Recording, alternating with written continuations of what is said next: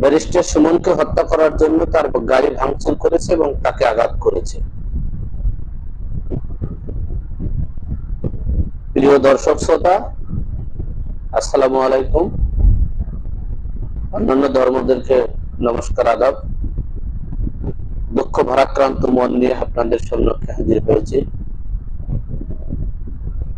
Barrister Suman এদেশের জনগণের সম্পদ, দেশের সম্পদ, পার্লামেন্টের সম্পদ, সংসদের সম্পদ। কিন্তু এই দুর্নীতি মুক্ত বাংলাদেশ, এই দুঃশাসন মুক্ত বাংলাদেশ, এই অপশক্তিমূলক বাংলাদেশকে একটি সোনার সুখী সমৃদ্ধ দেশ তৈরি করার লক্ষ্যে কাজ করতে যাচ্ছে।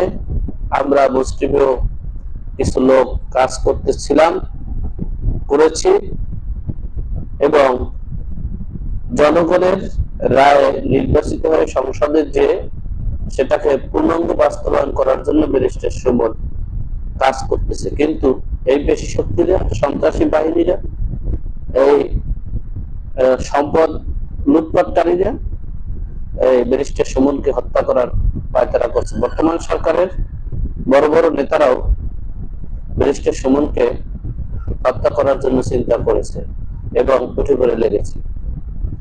তো আমি বলবো, বঙ্গবন্ধু স্লোগান ছিল এবারের সংগ্রাম স্বাধীনতার সংগ্রাম, আর আমাদের স্লোগান হবে এখন এবারের সংগ্রাম আমাদের বাংলাদেশের দুর্নীতি মুক্ত বাংলাদেশ গড়ার সংগ্রাম। এবারের সংগ্রাম সন্ত্রাস মুক্ত করার সংগ্রাম। এবারের সংগ্রাম এই অপহরণ, লুটপাট এবং কিলারদেরকে ধ্বংস করার সংগ্রাম। সেই সংগ্রামের প্রধান নায়ক আমাদের ব্যারিস্টার সুমনকে বাঁচিয়ে রাখার জন্য সকল দেশবাসীকে বলবো, আপনাদের যেখানে যা কিছু আছে তাই নিয়ে শত্রুর মোকাবেলার জন্য প্রস্তুতি থাকবেন। আমরা এই দেশ রক্ষার জন্য, এদেশের জনগণ রক্ষার জন্য, মাননীয় প্রধানমন্ত্রীকে রক্ষা করার জন্য আমাদের যা কিছু আছে তাই নিয়ে শত্রুর মোকাবেলা করতে হবে। তো সকলের কাছে আমার জন্য, ব্যারিস্টার সুমনের জন্য, নেক্সন চৌধুরীর জন্য, হিরো আলম সহ আমরা যারা দেশের সম্পদ, আমরা যারা জনগণের সম্পদ, আমরা যারা এই দুর্নীতিকে আশ্রয় দিচ্ছি না, সন্ত্রাস বাহিনীকে আশ্রয় দিচ্ছি না, কিলারদেরকে আশ্রয় দিচ্ছি না, আমাদেরকে বাঁচিয়ে রাখার জন্য আপনাদের জোরালো অনুরোধ করছি। আপনারা যেখানে যে অবস্থায় আছেন সেখানে সে অবস্থায় থেকে সংগ্রাম চালিয়ে যান।